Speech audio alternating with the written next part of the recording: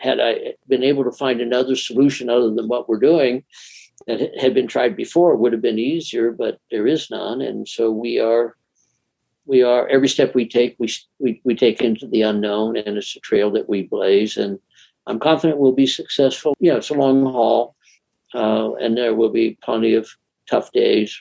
But my goodness, these people are desperate. What better thing could I do with my life? Welcome to the Two Disabled Dudes podcast. We believe life is about how we react.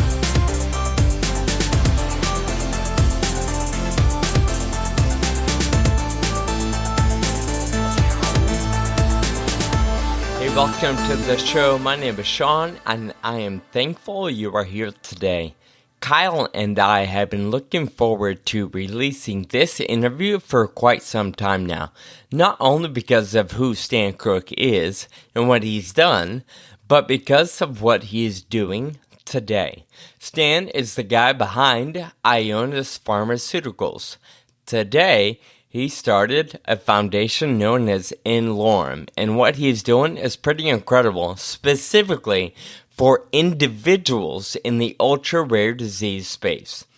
Although in his retirement years, he is not sitting back and relaxing. He still has a lot of work to do and a very personal mission to continuing making an impact. In fact, In Lorem Foundation is what he's working on today, and I gotta read to you their philosophy. When I read this on their website, it struck me.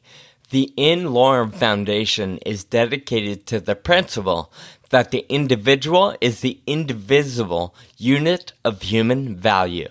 To be optimally fair to the many, we must be fair to the individual. To be generous to the many, we must be generous to the individual. For the human collective to achieve its maximum potential, the individual must have the opportunity to create maximum value. And what In Lorem and Stan and a bunch of his dedicated partners are working on is finding ways to treat individuals in the ultra-rare space to extend their years and quality of life. And you're going to hear all about it. And we'd encourage you, many of our listeners, to explore their website, see if this is something that could be of benefit to you or your family.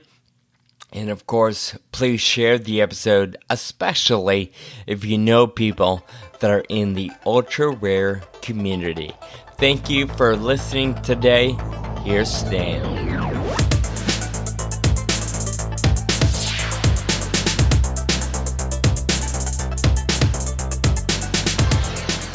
Folks, we've been looking forward to this conversation. We are excited to bring the man, Stan Crooke, onto the show. And we got connected to Ionis. You would have met Christina Boyer last season in our drug development series. And something tells me Stan and Christina know each other. Stan, welcome to the show. Thanks for joining us. Glad to be here. And Christina has worked for me for more than 30 years. I know her reasonably well. That's amazing.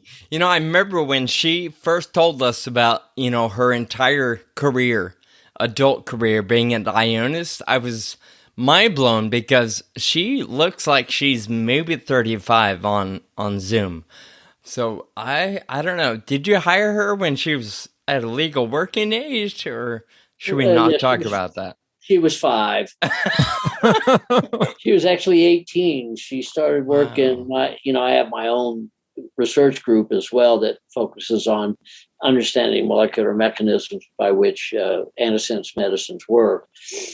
And she came to work in that first as just a dishwasher, just a glassware.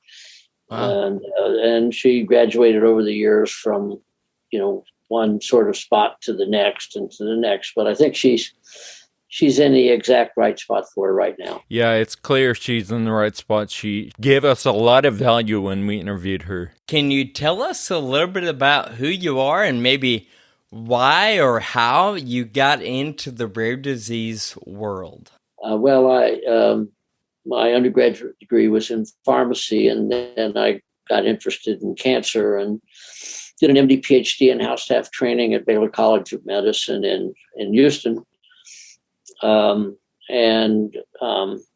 While continuing to be essentially a full-time academic person and building a large lab at Baylor, I decided to join the industry. This was in 1975.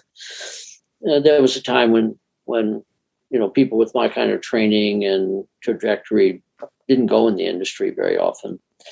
But I had gotten interested in a drug that actually there was a young man who was referred to our service. I was just a medical student helping, just take care of him.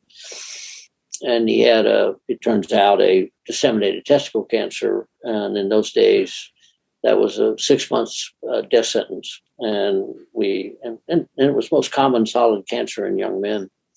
Anyway, we had an experimental drug called bleomycin that we offered him, and I got interested in that. Ended up changing my research and focusing on bleomycin and other anti-cancer drugs, and went to Bristol Myers because I thought they had a cancer program, but turns out they didn't. So I had the opportunity to build it in the first 5 years of my career, and that was the first successful broad-scale anti-cancer program in this industry, and just the right guy in the right place at the right time. And I think in those 5 years, we put 8 or 9 anti-cancer drugs on the market, and including bleomycin, cisplatin, and then when Larry Einhorn added it to vinblastine, what became a cure for testicle cancer. I thought that would be the high point of my career, and I'm glad to say I was wrong. If we hang out there just for a moment, if you don't mind, Sam, what was that like? I imagine you're still pretty early on in your career, but you're already experiencing such powerful responses for folks, and maybe even, like you said, curing cancer. I feel like that's the gold medal in research. What were some of the feelings that you were experiencing? In those days, the conventional wisdom was you couldn't make money selling anti-cancer drugs, if you can believe that. And so it was really pioneering a whole set of ideas about how to think about it. And, I was 30 when I started at entry level, and was promoted quite a large number of times and became vice president, I think, in my second year. And, of the drugs, one of them was cisplatin, and by far the most important. And that led to a whole series of follow-on drugs and so on. And in those days, I was still seeing patients. And in fact, I was taking care of, a number of testicle cancer patients, not full-time, but as a clinical faculty member at Upstate Medical Center in New York. And to watch these young men have their tumor go away, and try to manage them through what were horrible toxicities. We just didn't know how to handle the nausea, vomiting, and we could handle the kidney toxicity and other stuff, but the nausea and vomiting and stuff like that was really a problem. So to watch all that I thought it would be the high point of my career. And luckily for me, it didn't turn out that way. And then I became president of R&D at SmithKline Beckman. In those days, it's now GSK. And then in 1989, I decided that I wanted to form Ionis to pursue a new drug discovery technology called antisense. And the reason for that was I had come to the conclusion that if the industry didn't invest more successfully in new drug discovery technologies, then the industry was going to die, and we needed to find something that would make drug discovery and development more efficient. That turned out to be a good choice, although it took us a good number of years and a few $1 billion. I'm fond of telling the story, and there's a grain of truth in it anyway. When I was recruiting venture financing, I told potential investors that nothing was known about the technology. Everything that was published was wrong, that the probability of success was essentially zero, and it would be 20 years and $2 billion before I knew. And would you like to invest? So that doesn't sound like a real positive proposition to an investor, Stan. The thing I learned is that big dreams sell, and I'm a big dreamer, and big dreams by themselves don't sell anything, don't do anything. But if you couple that to sufficient knowledge and experience and a plan, that gives you a shot at being successful. And then I think you've got something that in this era of capitalism, this capitalism at its best, money being put to use to do something worthwhile.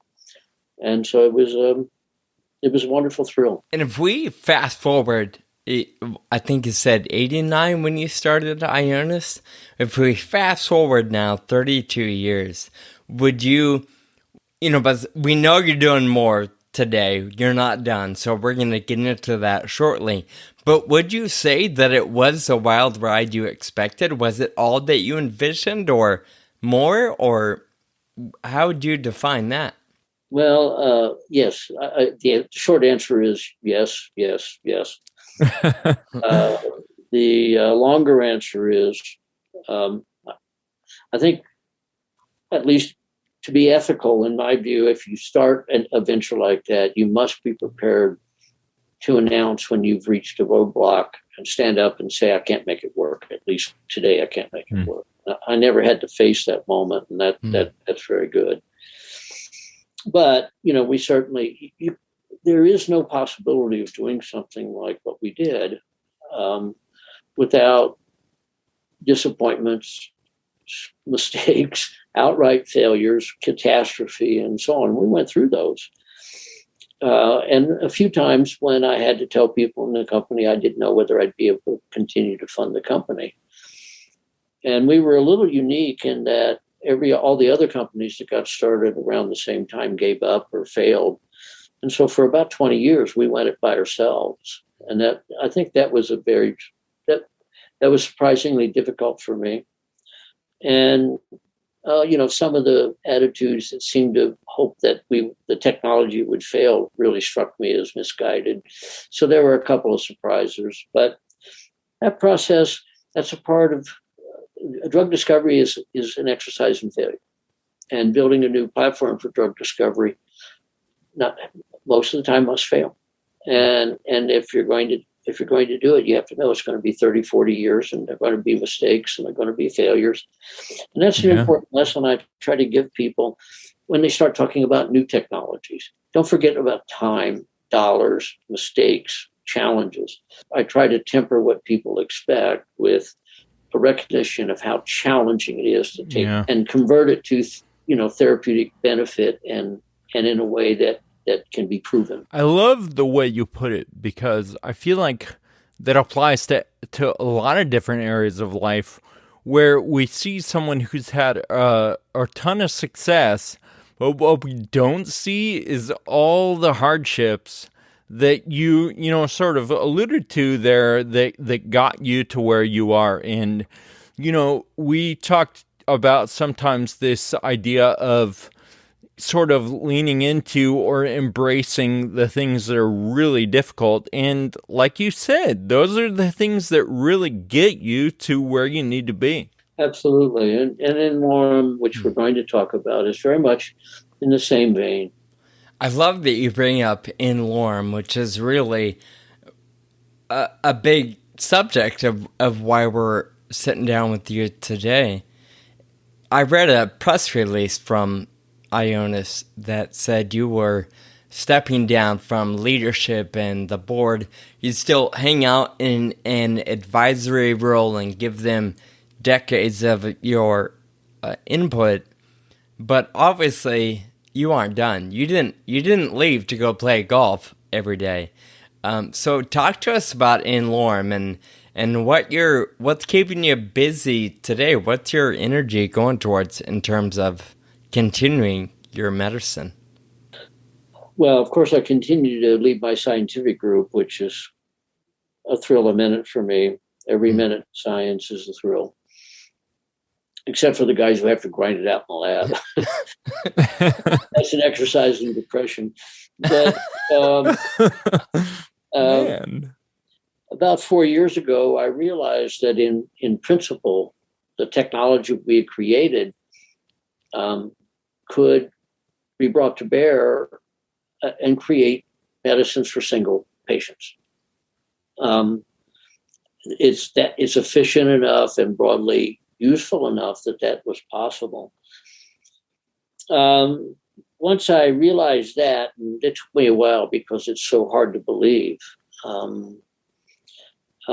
then for me it became a moral question. It really boils down to, is there any way I could not do it? And the answer was no. I am the right person in the right place at the right time to do this. And so I spent the next 3 years making sure that the other elements were in place and that the FDA was going to be supportive and so on. And then we founded Nanmore in January of 2020. Progress that we've made is really quite extraordinary. And it's had to be because the demand that we've experienced and the desperation that these patients have and these families have. It's not just a patient, it's a family. It's a group of people who suffer, and have their lives changed, limited in ways that of course, anyone who's ever dealt with disease understands in a variety of ways. So given the demand and the desperation and the fact that that right now, the only technology that the FDA has provided guidance for how to bring benefit to these patients is the technology that we developed at Ionis and that we use at NLorm. And we're the only game in town. Everything else is long-term. We hope to be able to treat you someday when we understand more about the disease. And I think a primary dictum of therapeutics is always to do the best you can for the patient you can today while investing long-term in more holistic solutions. And so we are focused on identifying patients that have ultra-rare mutations. They can go to our website with their research physician. It takes both because we need a great deal of information. And then they can apply for treatment. And the information we need is not what the disease is named, who cares, once you know the cause. But what is the gene? What is the mutation? What is the nature of the mutation? This is something we can address with antisense. What organs are affected? What level of severity? What types of symptoms does the patient have? And then, of course, we also need to know a lot about the gene and its function so that we can know that if we alter it, we won't make things worse, right? So all that has to be sort of done by the academic investigator and the academic site. And many of these, I'll come back to that in a little bit. And then we take over. And then we have a look at the all that information in the patient and determine whether the patient is appropriate to treat with an ASO, with an experimental ASO. And let me emphasize, all these are experimentally. There is no known drug, right? Then we work with Ionis and various contractors and contributors and whatnot to discover and develop the ASO. And then we provide the medicine to these patients for free for life. Wow. Jeez. And so if you can imagine that, then you have an imagination that I found difficult to accept 4 years ago, but is actual reality today. While we were setting up NLorm, we had the opportunity to help two investigators, Tim Yu at Harvard and Neil Schneider at Columbia. And so we've in parallel treated 14 patients now. So we know we can do it. And I think there's no such thing as proof of benefit in a single patient, but I think the evidence is that there may be some benefit already demonstrated. So, holy cow, there's so much in there. And it gives me chills thinking that a group of folks like you and different players that you're connected to have committed their resources and their time and energy for, like you said, a single patient. And dollars. That's like you said, billions, right? It takes a ton of hours and years of research and a ton of money. And you guys have started an in-Lorem exists to find those single patients that don't really have, I don't want to say don't have hope, but they don't have any active treatments yet. And you're finding ways to help speed that up a little bit, it sounds like. Yes. So just stepping back for just a minute, what's an ultra rare patient? Let's start there. Sure. Yeah. There is no definition. So what I'm about to say is I made up. and what we operationally decided was 1 to 30 identified patients in the world. Wow. The vast majority of patients that we have in the process of treating or are treating were really single patients. They have a mutation that's absolutely unique to that person. These are unique patients, and they present a unique set of challenges to the healthcare system at large. Remember, the healthcare system was built, and that's appropriate, to take care of large-scale diseases. And it's been, jerry-rigged over the last few years to support, treating rare diseases.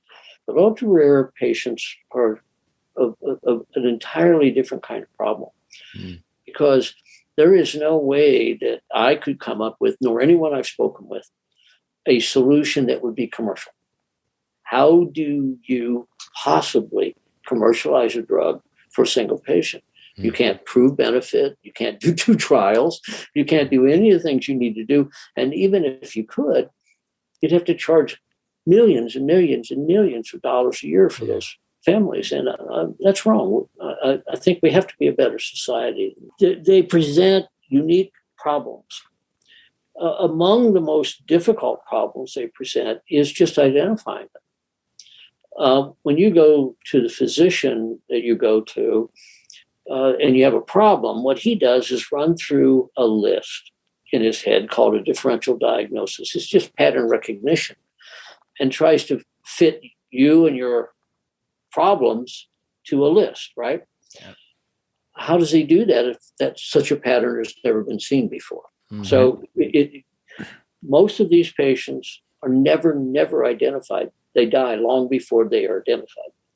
And those that are fortunate enough to make their way to a genetic diagnosis, typically it's multi-years, and it's a very perilous journey. And I could tell you harrowing stories of what these patients and families have endured. So step 1 is to get them identified. And during the process of putting in-Lorem together, I was fortunate enough to learn about the Undiagnosed Disease Network. And this is really important for your listeners to know.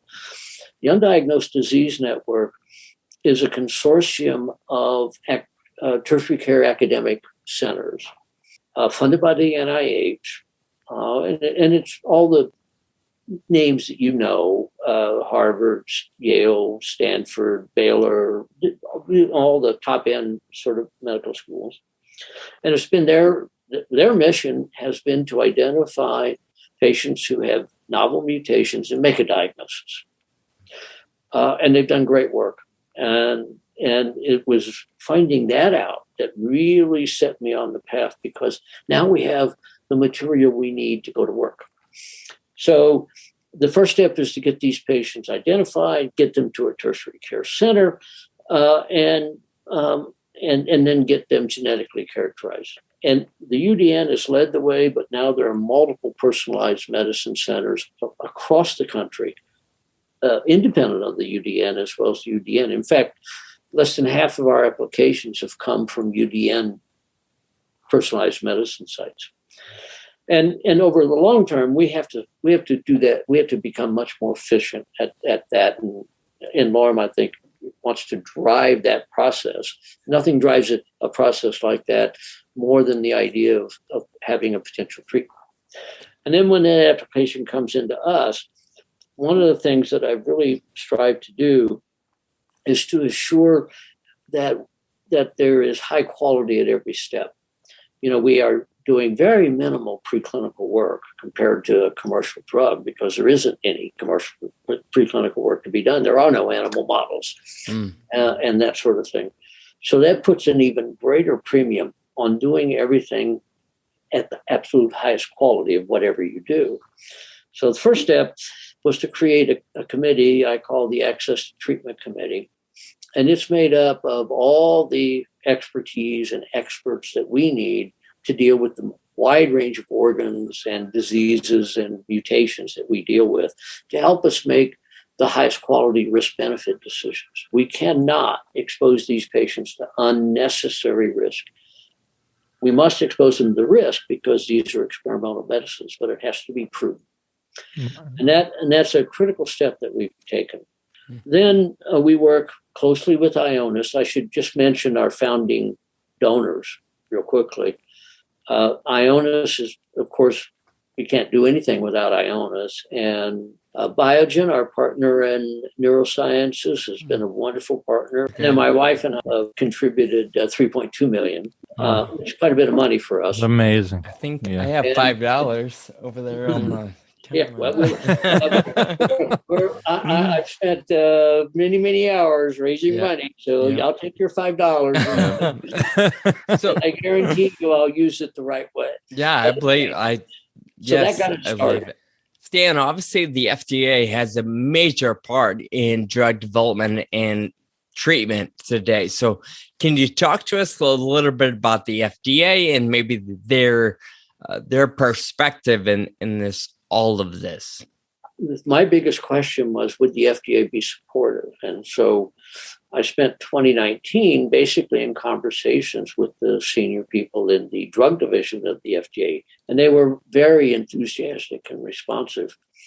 And I was surprised when they announced that they were working on guidance for this, and delighted when we were asked, and in the public discussion phase, to make proposals, which we did, and then thrilled and really amazed at how fast the FDA established guidance that's entirely consistent with what we need. And now to your question. Okay, so you can fix one patient, maybe you can do 14, and maybe you can do another 10. Is it sustainable? I didn't know 18 months ago, and I certainly don't know now. But I will tell you this. Despite COVID-19, despite all that was going on last year, the response has been just incredible. And if you look at just the list of donors, contributors, collaborators, many of our supporter, like supplies companies, the contract organizations that do animal toxicity studies for us, which is the major cost, all of them are contributing. And so in 18 months, we've raised, way more than $30 million in total contributions. Now, that, with the demand that we have, and we're well over, I think we're somewhere around 90 applications now. I wanted to ask you on that one, how are people finding you and applying for your support? They can go to the website. That's number one. We've gotten the word out to most of the communities we need to. I still have work to do. And I would say we've made much more progress in getting the word out than I expected, as we have in much more progress in having funding that can meet our needs. And obviously, we've had to grow much more rapidly than I expected. I thought we might have 4 applications the first year, and then the second year, maybe 10. We had 50 applications at the end of the first year, where we will have way over 100 applications by the end of this year. And I thought maybe we'd be able to treat 10% of the patients, but it looks like we're treating about a third. So we've approved about more than 30 patients for treatment under the NMOR rubric. So I look at the response and I ask myself, how resonant is this? Do people recognize that there's something needed? Does the model seem to convince them that we're worth trying? and where do we stand today compared to where I thought we'd be? Where I thought today we are where I thought we'd be in 4 years. So I'm very optimistic. Yeah. And my goal, obviously, is to never have to tell a patient we can't treat them because we don't have the money. Of course. That's not amazing. Something I want to live through. Has anybody told you, especially on the business side, has anybody told you you're crazy and this will never work? I don't. No one's had the nerve to say that to my face. I love it. Yes. Only Sean. Earlier in my career, they might have. I think about all the people I have spoken with and those who haven't decided to join forces with us. And I'm sure that some of it is skepticism about whether we can do this. Some of it is skepticism about whether we're sustainable and so on. But I'm used to that. That's what you go through if you're doing something that no one else has ever done before. Comes with the territory. And so there will be early adopters and early supporters. There will be mid adopters and mid supporters, and there will be late supporters. And I learned a lot. I think I've raised about $20 billion from investors over the years for Ionis and other companies. And so, you do that. We started with 5.2 million. Ionis started with 5.2 million, if you can imagine that. Yeah. So you do that, and you learn a lot about how people look at novelty. And this is a novel platform, a novel idea. It intrigues people, but not everybody is going to be ready to say, sign me up yet. Sure. I'm a number of people who have. That's a long-winded way of saying I'm very, very I'm as confident as I can be that I can do this, and I'm going to. This can't fail. These patients cannot have us fail. Do you think there are other organizations that might form around this sort of model after they see how much success you're going to have? Well, I think that's a really important and very complex question. Where the long-term leverage, and Lorem, I'm confident, can treat many thousands of patients, and we'll get that done. But there are millions. So where does that come from? I look at it just as I did with Ionis. We create a model. We chart a path. So we're blazing a path. There's a path for people to follow. We create a model of quality so that I can be confident that whoever follows will at least consider our solutions for quality. And then we need to see some technologies mature. What we need is new technologies. And of course, I've talked to all the gene therapy companies and everybody else. And I think they agree with me that gene therapy isn't quite ready for it. But we've made it clear that whenever they're ready, whenever they think their technology is ready and they're ready, they can partner with us. They can use our systems, or they can start their own. More power to them, and we'll liaise. So I think it's a combination of one. I'm hopeful that other companies that have access to similar technologies to us, because they're probably the closest to being ready, so I hope they will follow. And then over time, other technologies that will allow us to extend the fraction of patients we can say yes to. I do want to emphasize we have limits. We're limited right now to 5 organs: liver, kidney, bone marrow, fat cell. Liver, kidney, eye, lung, and central nervous system. Liver and kidney subcutaneously, eye, lung, and central nervous system locally, because those are the organs we know best. Mm-hmm. We really understand them, and we have very high potency there. And also limited in there are some things we can't fix. If somebody has a true null mutation, where they have no functional gene, you need a new gene, and that's gene therapy or long-term CRISPR. Yeah. So, again, it sounds like a simple question. For me, the answer has to be rather complex. Right. The leverage will come from the people who follow. I love something you said early on, Sam. You took a step back and you maybe the question was, how can we do this? And I love that you approached it a little bit differently and said, how can I not do this? I have a moral obligation in a sense, or a feeling that I can and I should, so why wouldn't I? And I love that you and your wife and your partners and contributors, everybody that you're connected with has gone obviously all in on this concept to find that one patient, and over the years, like you said, thousands, maybe millions, that you can improve the quality of life for those individuals. And I'm mind blown at the concept and love hearing you talk about it from your heart. Well, I join you. I am mind blown too. And, I decided to enter the industry, and that meant I knew at some point I would have to stop seeing patients because you can't do everything. And you can't take care of cancer patients part-time.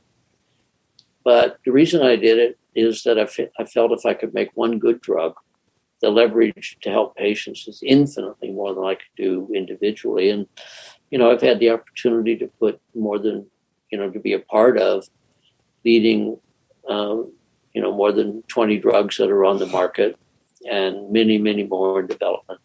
And now it's a new chapter. I work for the patient. Yeah. And what is the most underserved, most desperate patient population today? It is the ultra rare patient. Yep. All I do is talk to one family. Do you anticipate ever retiring? Well, this wasn't exactly how I planned to spend my time right now. But no, I think retirement is kind of an odd concept from the Industrial Revolution. I look at work and life as all the same.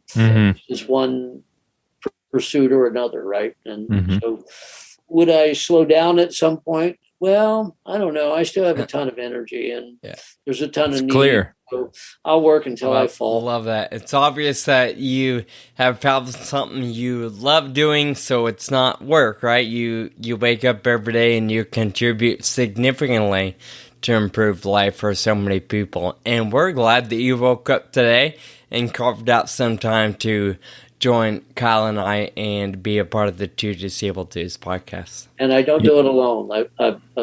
We've already got a great team at Ionis, and more. It's after all these years, it's hard. So sure. I sometimes use the I word more than I should.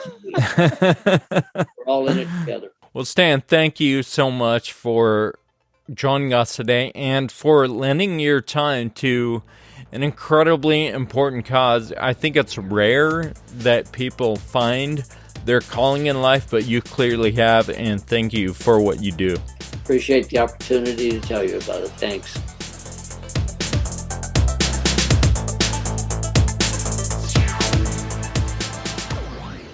We loved our time with Stan. He talked with us for just about an hour, and we had a great time catching up on some rich history and some pretty powerful and significant things Stan has dedicated his life to. We'd encourage you to check out the inlorem.org website, in as in Nancy, LOREM as in Mary. Of course, we've linked the website in our show notes for easy access. On the website, you can learn more about InLorem. You can explore access to treatment and read all about antisense therapy and what they are doing and how they're going about doing it. We can't thank Stan enough for being a part of our show today and a part of the conversation. We also thank you for listening and being a part of the journey with us. We look forward to chatting with you again next week. But until then, keep living with urgency. Thank you for listening to the Two Disabled Dudes podcast. This show is possible with your support. Visit twodisableddudes.com to donate. Connect with us on Facebook, Twitter, and Instagram. And be sure to subscribe on your favorite podcast app.